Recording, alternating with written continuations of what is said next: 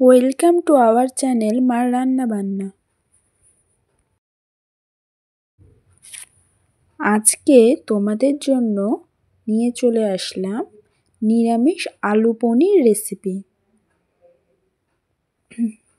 তো চলো আর দেরি না করে আজকের ভিডিওটা শুরু করা যাক। আলু পনির তৈরি করার জন্য আমার প্রথম উপকরণ আলু আমি নিয়ে নিলাম। আমি এখানে 4টে আলু নিয়ে নিয়েছি। এবার আমি আলুগুলোর খোসা ভালোভাবে ছাড়িয়ে নিলাম। এবার আমি একটি বোল্ট আর একটা ছুরি নিয়ে নিচ্ছি। এবার আলুগুলোকে আমি সুন্দর করে ছোট ছোট করে স্লাইস করে কেটে নেব। আমি আলুগুলোকে ছোট ছোট করে স্লাইস করে কেটে নিচ্ছি।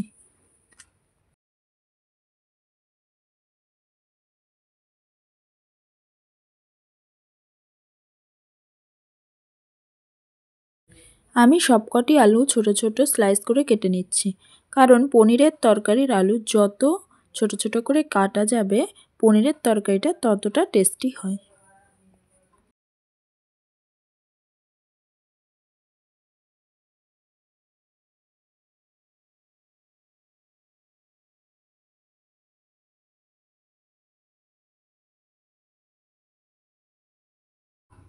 আমার সবকটি আলু কাটা হয়ে গেল। দেখো ছোট ছোট করে কেটে নিয়েছি। এবার একটা থালে আমি আলুগুলো রেখে দিলাম। এবার আমি একটা টমেটো নিয়ে নিলাম। টমেটোটা স্লাইস করে সুন্দর করে কেটে নিচ্ছি। ছোট ছোট পিস করে টমেটোগুলো কেটে নেব।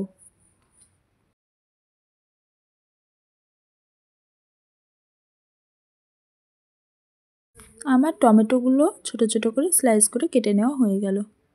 এবার এটিও একটি প্লেটে আমি রেখে দিচ্ছি। এবার আমি পনির নিয়ে নিচ্ছি। এখানে আমি অর্ধেকের একটু বেশি পনির নিয়েছি। এবার আমি পনিরগুলোকে ছুরি দিয়ে সুন্দর করে ছোট ছোট করে স্লাইস করে কেটে নেব। খুব সাবধানে পনিরটা কাটতে হবে, যাতে কোনোভাবে ভেঙে নেওয়া যায়, কারণ পনির কাটার সময় ভেঙে যাওয়ার সম্ভাবনা বেশি থাকে। তাই আমি সাবধানে ছোট ছোট স্লাইস করে পনিরগুলোকে কেটে নিচ্ছি।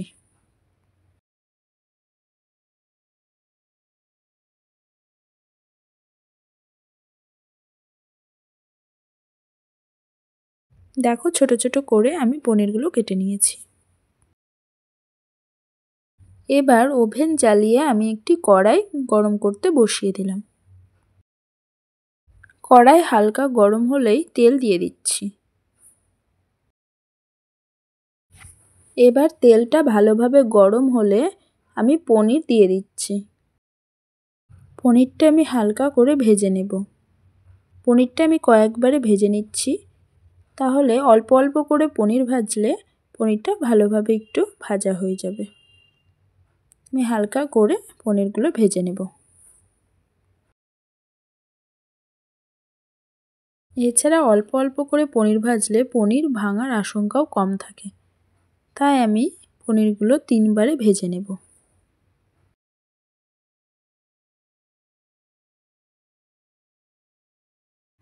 আমার পনিরগুলো ভাজা হয়ে গেল। দেখো আমি হালকা করে পনিরগুলো ভেজে নিয়েছি। এবার আমি তেলে একটা তেজপাতা আর 2টো শুকনো লঙ্কা দিয়ে দেব। এরপরে একটু 5 ফোড়ন দিয়ে দিচ্ছি। এরপর স্লাইস করা আলুগুলো দিয়ে দিলাম।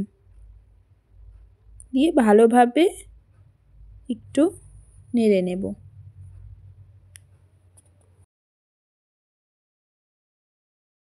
এবার আলুর মধ্যে 1 টিস্পুন হলুদ গুঁড়ো দিয়ে দিচ্ছি। দিয়ে ভালোভাবে হলুদ গুঁড়োর সাথে আলুগুলোকে নেড়ে নেব। ভালো করে আলুর সাথে হলুদ গুঁড়োটাকে মিশিয়ে নিলাম।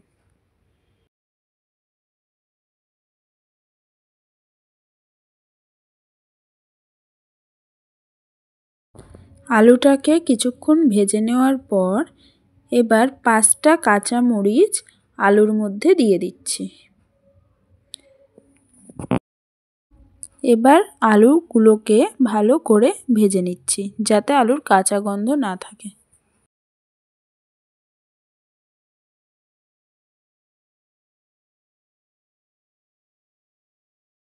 আলুগুলো আমার ভাজা প্রায় হয়ে গেছে।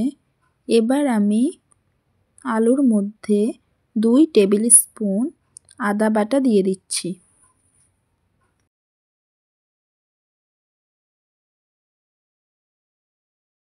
1.5 টেবিল স্পুন জিরে গুঁড়ো দিয়ে দিলাম।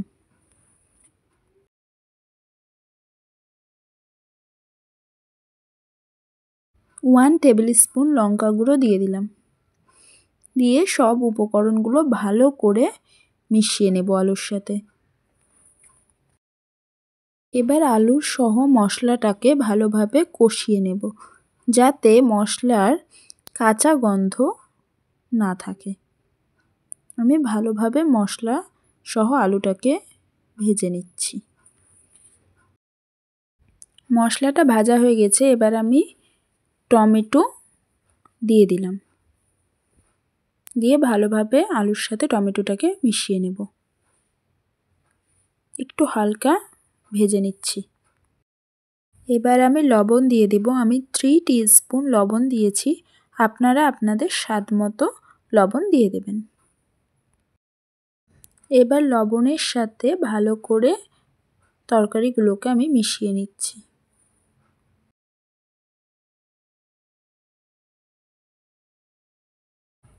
এবার তরকারিটা হালকা ভেজে নিয়ে আমি এবার জল দিয়ে দেব।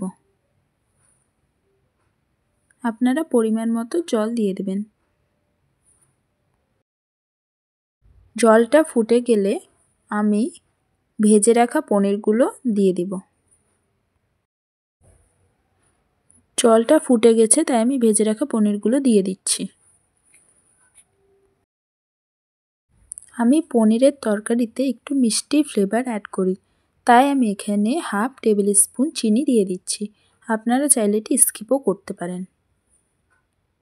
তবে এটাতে পনিরের তরকারিটিতে একটি মিষ্টি স্বাদ আসে, তাই আমি এটি দিয়ে থাকি।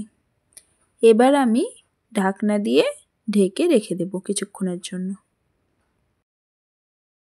কিছুক্ষণ পর ফিরে আসলাম। এবার আমি আলু পনির কারিতে 1/4 টিস্পুন গরম মশলা গুঁড়ো দিয়ে দেব।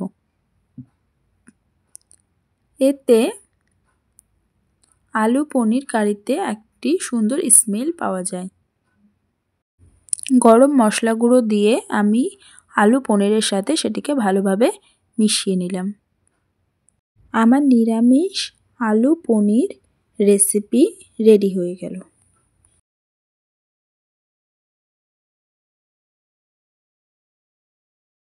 যে কোনো নিরামিষ খাবারের সঙ্গে তোমরা এই আলু পনির তরকারিটি সহজেই করে নিতে পারো। আজকে আমাদের যেমন দুপুরের মেনু ছিল ডাল, শাক, আলু ভাজা আর এই আলু পনিরের তরকারি। তোমাদের আজকে এই সম্পূর্ণ নিরামিষ আলু পনির তরকারিটি কেমন লাগলো অবশ্যই কমেন্ট করে জানিও। ভিডিওটা ভালো লাগলে অবশ্যই একটা লাইক করে দিও।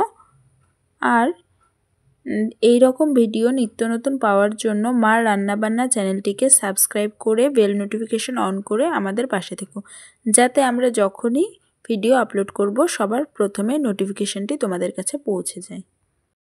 তোমাদের সুবিধার জন্য রেসিপিটির উপকরণ ভিডিও শেষে দিয়ে দিলাম। খুব তাড়াতাড়ি আবার নতুন ভিডিও নিয়ে দেখা হচ্ছে। সকলে খুব ভালো থেকো। ধন্যবাদ।